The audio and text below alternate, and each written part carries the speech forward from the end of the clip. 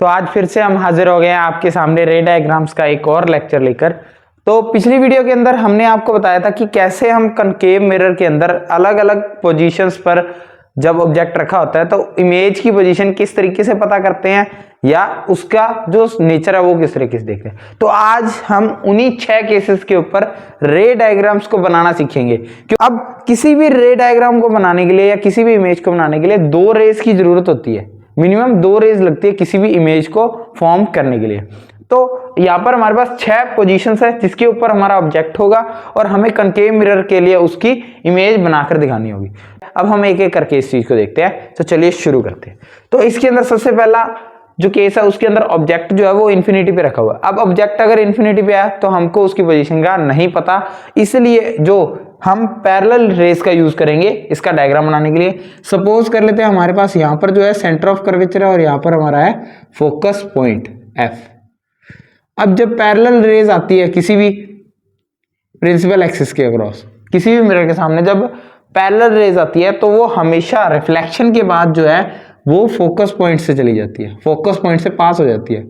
और सबसे ज्यादा मेन चीज होती है किसी भी रे डायग्राम की, जो इंसिडेंट रे है उसके ऊपर एरो जो कि उसकी डायरेक्शन को शो करता है। अगर आप एरो नहीं लगाओगे तो आपका ये चीज गलत हो सकती है, इसलिए एरो लगाना मत भूलना कि किस डायरेक्शन से रे आपकी इंसिडेंट कर रही है और किस डायरेक्शन में वो रिफ्लेक्ट होकर जा रही है। अब हम दूसरी रे देखते हैं, क्योंकि अब ऑब्जेक्ट इन्फिनिटी पे है तो हमको उसका पता नहीं है भी ऑब्जेक्ट सीधा पड़ा है या उल्टा पड़ा है। तो एक रे हम इसी तरीके से नीचे से पैरेलल टू प्रिंसिपल एक्सिस लेके आएंगे और इसको फोकस से पास करा देंगे।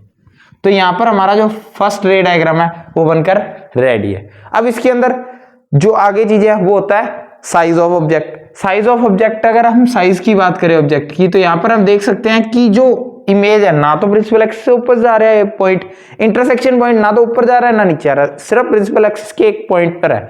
तो इस इमेज का जो साइज हो जाएगा वो हो जाएगा point size.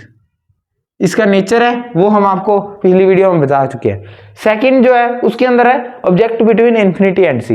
Infinity and C का मतलब है भी इन्फिनिटी एक अननोन पॉइंट और एक नॉन पॉइंट जो है हमारा सेंटर ऑफ कर्वेचर, अब ऑब्जेक्ट उसके बीच के अंदर रखा हुआ है। तो यहाँ पर हम सपोज कर लेते हैं हमारा सेंटर ऑफ कर्वेचर है वो यहाँ पर है और फोकस पॉइंट है हमारा वो यहाँ पर कहीं पे बीच में लाई कर रहा है। तो अब इन्फिनिटी और सी के बीच में है तो हमारी चॉइस है कि हमको ऑब्जेक्ट कहाँ पर रखना है। तो हम ऑब्जेक्ट को सपोज करते हैं भी हमने ऑब्जेक्ट को यहाँ पर रख लिया, ये हमारा हो गया अब ऑब्जेक्ट। अब इससे एक रे हम यूज करेंगे पैरेलल की, जो कि पैरेलल टू प्रिंसिपल एक्सिस आएगी और हमें पता है वो फोकस पॉइंट से पास कर जाएगी आफ्टर रिफ्लेक्शन। तो फर्स्ट रे तो हमारी ये होगी। अब सेकंड रे हमारी चॉइस है हम कौन सी यूज करना चाहते हैं। अगर आप चाहते हैं तो आप जो पोल पर इंसिडेंट होती है वो रे भी यूज कर सकते हैं या आप वो रे यूज कर सकते हैं जो कि फोकस पॉइंट पर इंसिडेंट होगी और पैरेलल टू प्रिंसिपल एक्सिस हो जाएगी। तो इसी तरीके से एक रे हम यूज कर रहे हैं फोकस पर इंसिडेंट होने वाली और ये हो जाएगी पैरेलल टू प्रिंसिपल एक्सिस। तो अब इस केस के अंदर जो हमारी इमेज है जहां पर इंटरसेक्शन पॉइंट है उस जगह को हमें मीट कराना होता है प्रिंसिपल एक्सिस के साथ। तो यहाँ पर हमारी इमेज बनके रेडी है सेकेंड रे डायग्राम के लिए। तो इसके अंदर अगर हम साइज की बात करें तो जो ऑब्जेक्ट है उसका जो लेंथ है वो इमेज से ज्यादा है, तो हम कह सकते हैं इसके अंदर जो साइज ऑफ इमेज है या साइज है वो स्मॉलर देन ऑब्जेक्ट है। वो क्या है? स्मॉलर देन ऑब्जेक्ट हो गया। अब थर्ड रे डायग्राम जो है उसके अंदर जो इमेज है, मैंने आपको पहले ही पिछली वीडियो में भी बताया था कि जो ऑब्जेक्ट है वो धीरे धीरे पोल के पास आता जाएगा और जो इमेज है वो धीरे धीरे पोल से दूर हटती जाएगी। तो अब थर्ड रे डायग्राम के अंदर हमारा क्या है, ऑब्जेक्ट जो है वो सेंटर ऑफ कर्वेचर के ऊपर ही रखा हुआ है, अगर आप हमारी पिछली वीडियो से याद कर लेते हैं तो आपको रे डायग्राम और भी ज्यादा इजी लगेंगे, क्योंकि अब हमको पता है अगर ऑब्जेक्ट सेंटर ऑफ कर्वेचर पर होता है तो जो इमेज है वो भी सेंटर ऑफ कर्वेचर के ऊपर ही बनती है। तो चलो अब इसके अंदर क्या करना है, हमने यहाँ पर ऑब्जेक्ट इस तरीके से यहाँ पर ऑब्जेक्ट बना लिया। अब हमको क्या करना है, सबसे पहली रेस हमेशा हम जनरली फोकस वाली यूज करते हैं जो कि पैरेलल टू प्रिंसिपल एक्सिस आएगी और फोकस से पास हो जाएगी सेकंड रे हम यूज कर सकते हैं वही जो फोकस पर इंसिडेंट होगी और पैरेलल टू प्रिंसिपल एक्सिस हो जाएगी। अब इसके अंदर हमको पता है कि जो साइज है वो हमको देखते हैं कि किस तरीके का होता है। ये इमेज ऑलमोस्ट यहाँ पर बन रही है। अगर आप एक्यूरेट मेजरमेंट के साथ बनाएंगे तो ऑलमोस्ट बिल्कुल ये करेक्ट है, यहाँ पर सेंटर ऑफ कर्वेचर पर ही इसकी मीट होगा। तो अब यहाँ पर आप देख सकते हैं कि जो साइज ऑफ इमेज और ऑब्जेक्ट है वो ऑलमोस्ट सेम है, मतलब सेम साइज की बनेगी इमेज, ना छोटी बनेगी ना बड़ी बनेगी। तो इसके अंदर जो साइज ऑफ इमेज हो जाएगा वो हमारा कितना हो जाएगा, साइज क्या हो जाएगा, same as object, same as object. अब ऑब्जेक्ट के साइज इतना ही हमारा इमेज का साइज हो जाएगा। अब थर्ड रे डायग्राम भी हमारा इसी तरीके से बनकर रेडी है। बिल्कुल इजी है रे डायग्राम, कोई दिक्कत नहीं आएगी आपको, बस आपको याद कर लेना पहले से ही। अगर आपको पोजीशंस और ये सब याद है तो इजीली आप किसी भी रे डायग्राम को बना सकते हो। और इसके लिए आपको सबसे पहले एक तो हमारी जो इससे पहले की वीडियो है वो देखनी है, और सेकंड जो वीडियो हमारी टाइप्स ऑफ रेज वो भी आपको देखकर फिर इस वीडियो को देखना है। अब इससे अगला क्या है डायग्राम, जिसके अंदर जो ऑब्जेक्ट है वो सी एंड एफ। अब इन दोनों पॉइंट्स के बीच के अंदर आ जाएगा ऑब्जेक्ट। तो अब इसके अंदर क्या होगा, हम सपोज कर लेते हैं हमारा जो फोकस पॉइंट है वो यहां पर लाई कर रहा है, और जो सेंटर ऑफ कर्वेचर है वो यहां पर कहीं लाई कर रहा है। तो अब ऑब्जेक्ट जो है वो इसके बीच में आ गया। तो ऑब्जेक्ट हमने सपोज कर लिया यहां पर हमारा ऑब्जेक्ट पड़ा। तो अब इसके अंदर हम क्या करेंगे, नेक्स्ट हमारी वही रे यूज करेंगे जो हमेशा हम यूज करते हैं। तो पैरेलल टू प्रिंसिपल एक्सिस आई, और कहां से चलेगी, फोकस पॉइंट से चलेगी। कहां से चलेगी, फोकस पॉइंट से। आपको ध्यान रखना है आपको एग्जैक्ट मेजरमेंट के साथ। अब हम इस डायग्राम में एरो लगाना भूल गए थे, तो हम यहाँ पर अगेन एरो लगा देते हैं, क्योंकि एरो के बिना आपका रे डायग्राम गलत कर दिया जाएगा एग्जाम में, तो आपको ये गलती नहीं करनी। तो अब इसके बाद सेकंड रे हम कौन सी यूज कर सकते हैं यहाँ पर।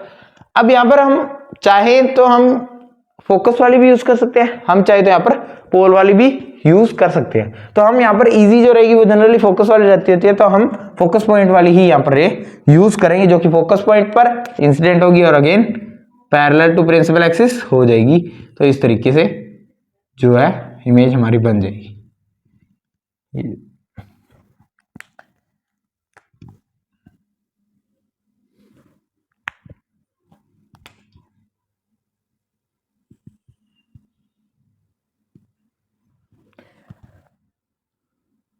तो ये हमारा फोर्थ रे डायग्राम बनकर भी रेडी है। तो इसके अंदर हुआ क्या, आप देख सकते हैं कि जो साइज है ऑब्जेक्ट का वो छोटा है और जो इमेज है उसका साइज बड़ा है। तो इस केस के अंदर पहले जो इमेज का साइज है वो छोटे से धीरे धीरे इंक्रीज होता जाता है और एंड में बहुत ज्यादा इंक्रीज हो जाता है। तो अब इसके अंदर क्या होगा कि जो साइज ऑफ इमेज है, साइज, अगर हम साइज की बात करें तो अगेन जो साइज है वो कितना हो जाएगा, बिगर देन ऑब्जेक्ट। साइज क्या हो जाएगा, bigger than object, bigger than object.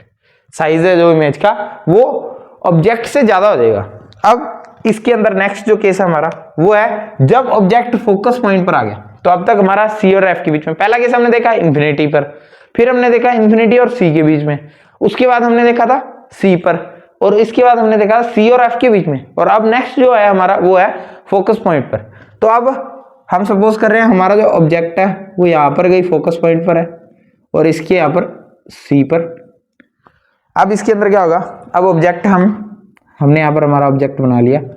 अब इसके अंदर हम सबसे पहली रे वो यूज कर सकते हैं, कौन सी, जो पैरेलल टू प्रिंसिपल एक्सिस आती है और रिफ्लेक्शन के बाद फोकस पॉइंट से पास कर जाती है। तो ये रे हम यूज करेंगे। तो हमने यहाँ पर पैरेलल टू प्रिंसिपल एक्सिस रे को लेके और इसके बाद ये फोकस पॉइंट से कुछ इस तरीके से पास करेंगे। तो ये हमने इसके एरो बना दिया। अब यहाँ पर जो दूसरी रे है जो फोकस से जाती है और पैरेलल टू प्रिंसिपल एक्सिस होती है, हम यहाँ पर वो यूज नहीं कर सकते क्योंकि जो ऑब्जेक्ट है वो हमारा पहले से ही फोकस पॉइंट पे है। तो अब हमको जो ये रे यूज करनी पड़ेगी वो होगी पोल वाली, वो होगी पोल वाली। तो कुछ इस तरीके से हमारी पोल पे रे चली जाएगी। अब इसके अंदर हम देख सकते हैं कि इसको हमको मीट नहीं कराना क्योंकि ये जो है बहुत आगे जाके मीट करेंगे। एक्चुअल में ये रे डायग्राम बस यहाँ पर हल्का हल्का गैप कम होता जाना चाहिए क्योंकि यहाँ पर जो है वो इमेज बन चुकी है। अब इसके बाद अगले के अंदर इमेज जो है वो बहुत ज्यादा, क्योंकि यहाँ पर सी और इन्फिनिटी के बीच में बन चुकी थी और हमने कहा था कि जब ऑब्जेक्ट इन्फिनिटी पे होता है तो इमेज कहाँ पर बनती है, फोकस के ऊपर, और जब ऑब्जेक्ट फोकस पे होता है तो इमेज कहाँ पर बनेगी, इन्फिनिटी के ऊपर बनेगी। तो इसी तरीके से अब इमेज इन्फिनिटी के दिखाने के लिए हमको इमेज को, रेज को मीट नहीं कराना। अगर हमने मीट करा दिया तो हमें पोजीशन पता लग जाएगी इमेज एग्जैक्टली यहाँ पर है। तो इन्फिनिटी एक अननोन पॉइंट होता है जिसका हमको पता नहीं है अभी कहां पर जाके इमेज बन रही है। तो इसके अंदर अगर हम साइज की बात करें तो वो क्या होगा, larger, very larger than object, very larger than object, very larger than object. तो इसके अंदर जो साइज ऑफ इमेज है वो ऑब्जेक्ट से और ज्यादा बड़ा हो जाएगा, काफी ज्यादा बड़ा हो जाएगा। अब लास्ट केस जो है और सबसे डिफरेंट केस जो है इसके अंदर वो वाला है जिसके अंदर इमेज है वो मिरर के सामने बनेगी ही नहीं, वो बनेगी इमेज मिरर के पीछे, बिहाइंड द मिरर बनेगी। तो अब इसके अंदर क्या करना है हमको, अब जो ऑब्जेक्ट है वो हमारा फोकस और पोल के बीच में होगा, फोकस और पोल के बीच में होगा। इसके अंदर हमको क्या करना है, हम सपोज करते हैं हमारा जो ऑब्जेक्ट है वो यहाँ पर फोकस पॉइंट पर है और यहाँ पर हमारा सेंटर ऑफ कर्वेचर है और ये हमारा कहीं पर पोल लाई कर रहा है बीच के। तो अब इसके अंदर क्या करना है, हमने यहाँ पर हमारा ऑब्जेक्ट बना लिया, हमने यहाँ पर हमारा ऑब्जेक्ट बना लिया। अब हम फर्स्ट रे अगेन वही यूज कर सकते हैं कि जो पैरेलल टू प्रिंसिपल एक्सिस आती है और फोकस पॉइंट से पास कर सकती है। तो अब वो हम यूज करेंगे तो किस तरीके से करेंगे, पैरेलल टू प्रिंसिपल एक्सिस हम रे को लेके आए और फोकस पॉइंट से पास करा दिया और यहाँ पर हमने उसके एरो बना दिया। अब इसके बाद जो सेकंड है, सेकंड रे हमको ध्यान से बनाना है क्योंकि यहाँ पर जब अब एग्जैक्ट मेजरमेंट के साथ बनाएंगे तो रेज है वो दूर होती जाएगी, नीचे ज्यादा टाइम दूर होती जाएगी जिसकी वजह से वो मीट नहीं करेगी।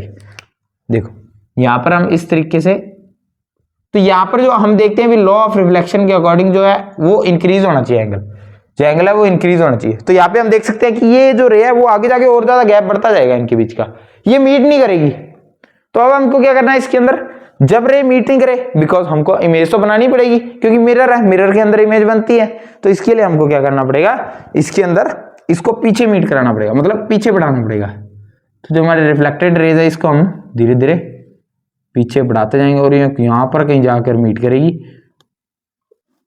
और ये हमारी इमेज यहाँ पर बनके रेडी है।